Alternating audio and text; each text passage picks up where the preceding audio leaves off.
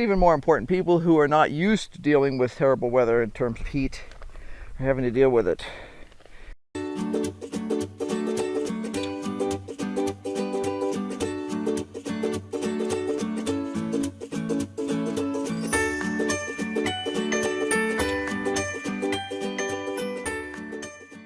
We have several beds here that are cleared and composted and fertilized and everything, and they are bare. Nothing has been planted in them. I'm actually considering what I might want to what I want to plant in them this fall. Because most things I just want to plant in the greenhouse. I might, however, consider planting a batch of onions because my summer onions haven't done all that well. And part of it was negligence, but I have a stampeding pussycat. So I may just start a big batch of onions when I get home and plant them out for overwintering. That way we'll have a batch of onions come off next spring sometime. Okay. That's a lot smoother. Still have some detritus in here.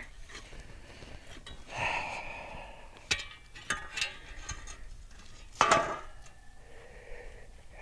not going to worry about a lot of it, but I try not to leave too big of pieces because it gets messy. What I'm going to do is make some troughs with the hoe. I'm going to plant bush beans, and I'm going to plant them the same way I did last year, which worked fabulously. I have some organic fertilizer here, which I am going to sort of drizzle down these rows.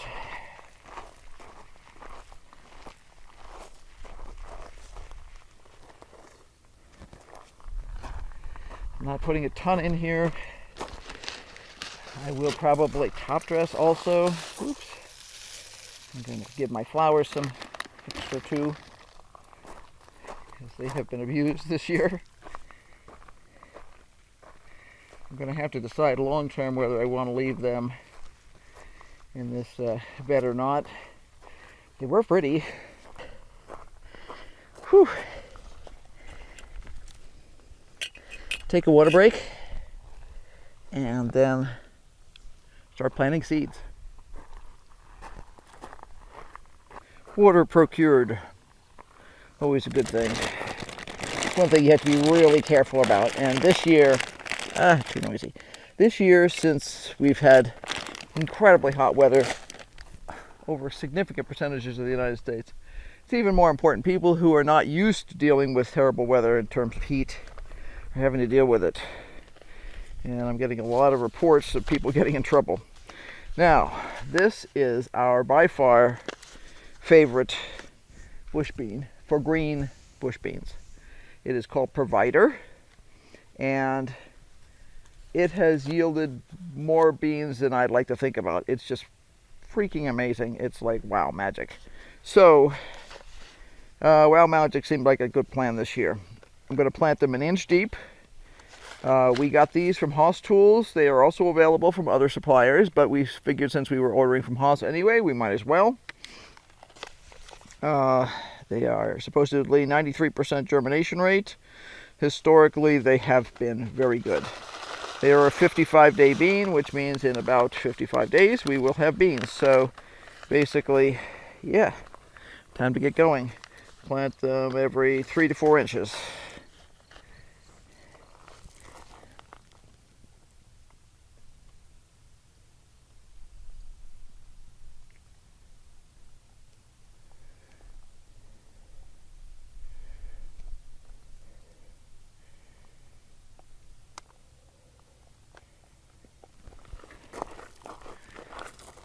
I carry a pile of beans in my left hand.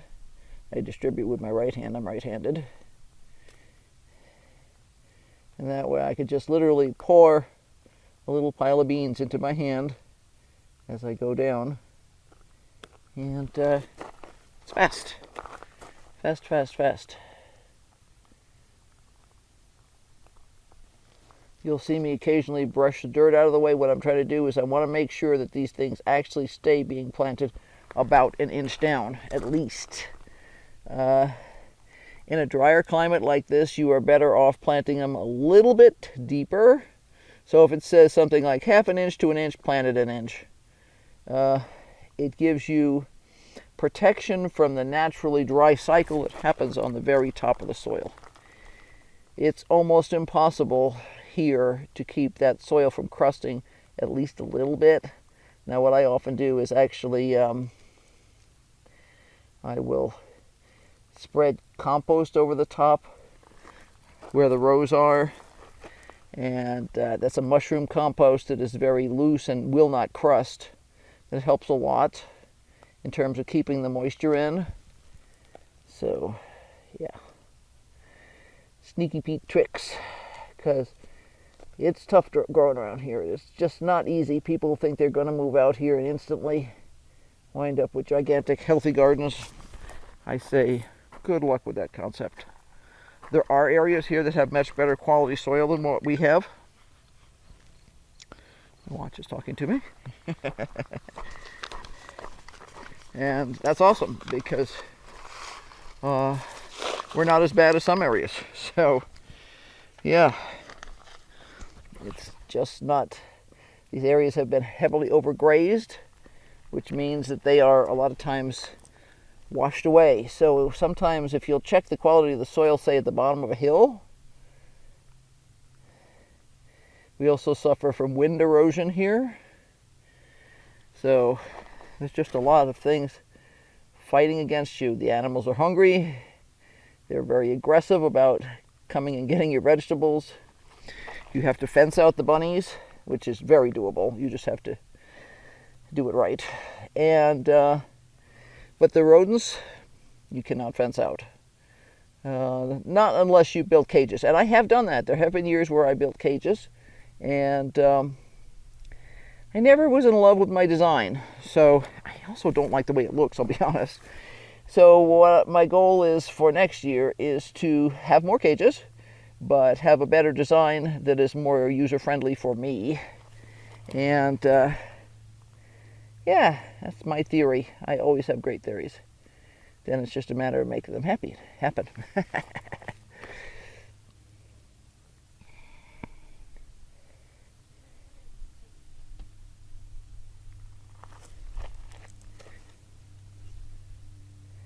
I have plenty more beans. When I plant early in the season, I will sometimes go back and replant if beans don't come up. In this case, I will not, because this is, as I say, it. I may put one more row down the center. I think I did that last year and it worked okay. Okay, I have enough to seed a center row too, so I will do that. One of the fun things about it being your garden is you get to change your mind as you do things. I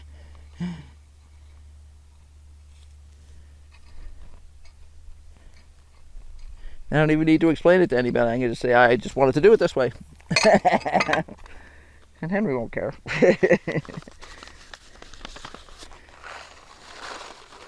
He just likes eating green beans. I don't blame him.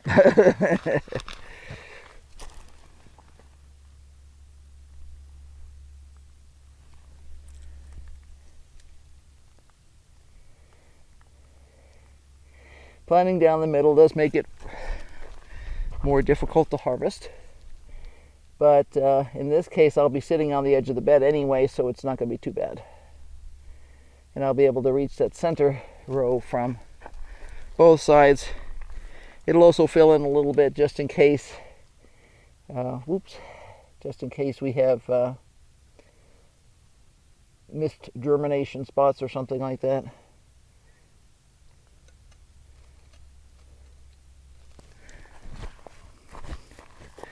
It is not too late to plant. And in areas that have late frost, which we have frost usually sometime in October. Usually we figure about the 15th of October.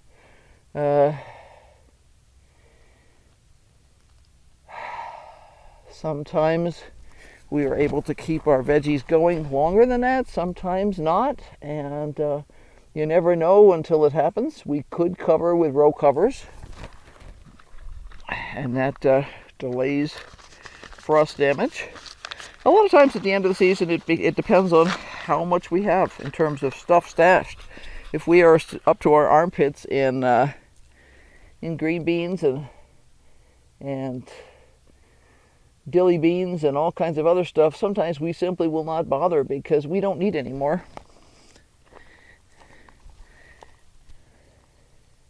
We're not selling this stuff, so it's not like it goes, to a customer if we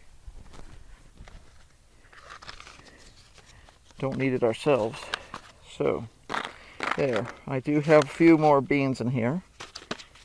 I think I'm going to leave that be. If I see any spots as I'm covering up that seem like they're really underplanted, but I don't think so. I think I did a pretty good job today. I am going to throw a little bit of fertilizer more in here.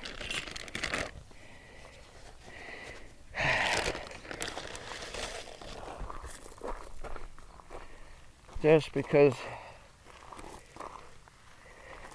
this bed is not too bad in comparison to some of the other beds.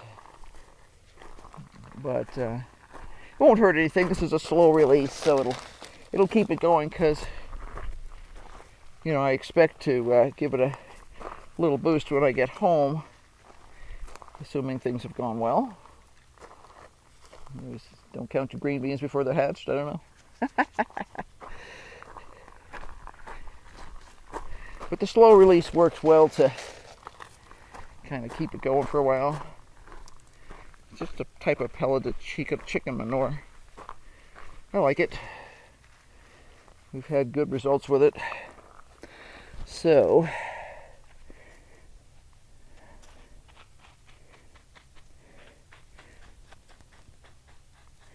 I am watching for rocks. I will pull out any larger rocks because seeds don't like trying to come up through rocks. I'll also pick out a little bit of the root debris and stuff that I'm seeing in here.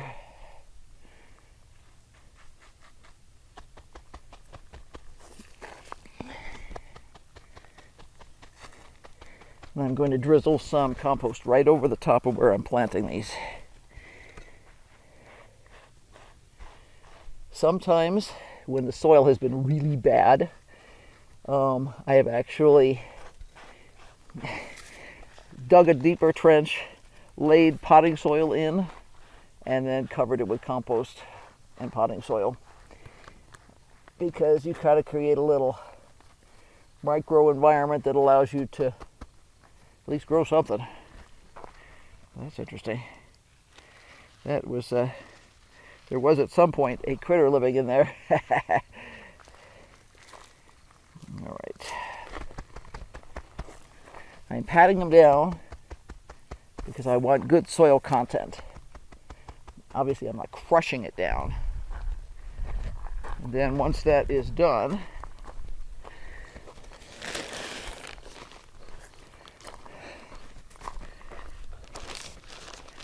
I will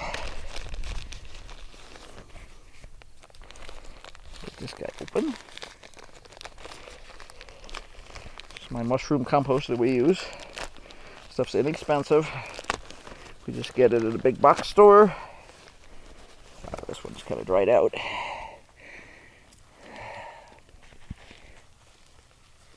It smells very mushroomy, fungusy when you take it out.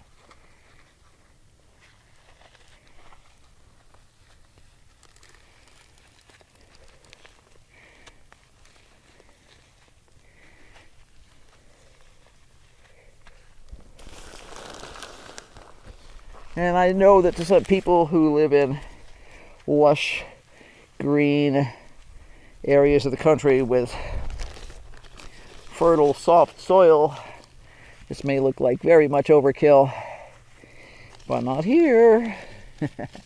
We've built this soil from scratch here pretty much. It was really poor quality, and we put in as much compost as we could afford, as much potting soil as we could afford. I don't remember how old this bed is particularly, but I've been working on beds in the general garden area for probably about 16 years now. And because when we first bought the property, we were busy, moving things and stuff like that. But as soon as we were going to be here, I had a little garden, and it worked. We knew we could make it work. We've gardened pretty much everywhere, but this is a tougher area than most.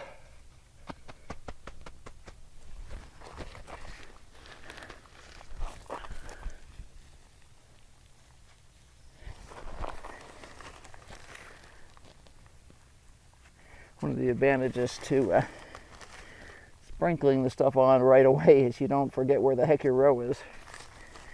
Because I'm going to have to put drip irrigation on this. So it's important to know exactly where my rows are.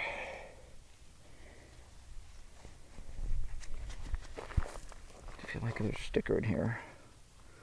Probably is. Probably one of those solanums has left me a sticker just for fun. Now, in some places in the United States, you have problems with too much water. We don't usually have that problem here. I will not say never. Just never say never. But you can plant up in hills and stuff like that. You do not plant in hills around here. You plant down, and maybe you cover and create a hill, but you do not plant up in order to provide better drainage. Your plants simply will not be able to get enough moisture if you do that. And you'll be watering yourself to death, and chances are your plants will die. We know people who've done that.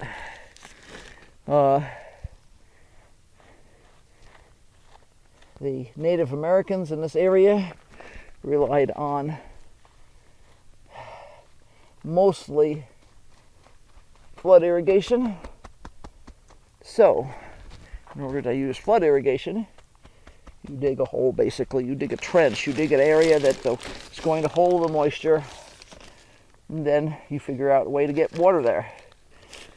They used, some places in New Mexico, they had extremely complex, and I think down in the Salt River area too, I haven't read much about it down there.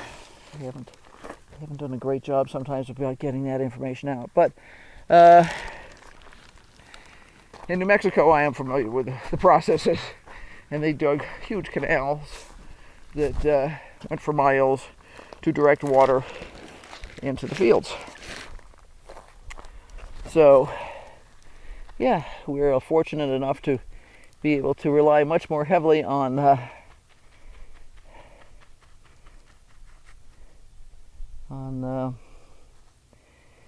irrigation. So we don't have to actually carry around and stuff like that. Carrying buckets of water, which I have done many times, is really, really not my idea of a good time. When we first built our orchard here, each tree got 5 gallons of water per week as a minimum if it did not rain. Because that's the kind of water it takes to get trees established and keep them happy and healthy. And we didn't have irrigation in those days, so it was carrying 5-gallon buckets of water. And it worked. We kept them all alive. It wasn't until years later that the gophers discovered them, and that took care of the orchard.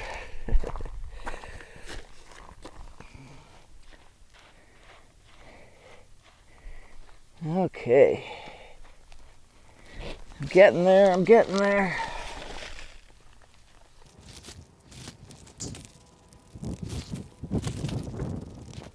One of the things that people find helpful sometimes is figuring out which actually are the hottest months where you live. Traditionally, a lot of the places we have lived, the hottest month was July, followed closely by August. But here, the hottest month is usually actually June, followed closely by July, and then August. So sometimes planting later here is actually a better idea because instead of fighting the weather, as we get into the monsoon season, the temperatures actually are usually dropped by the storms. All right, now there comes the really important part: water.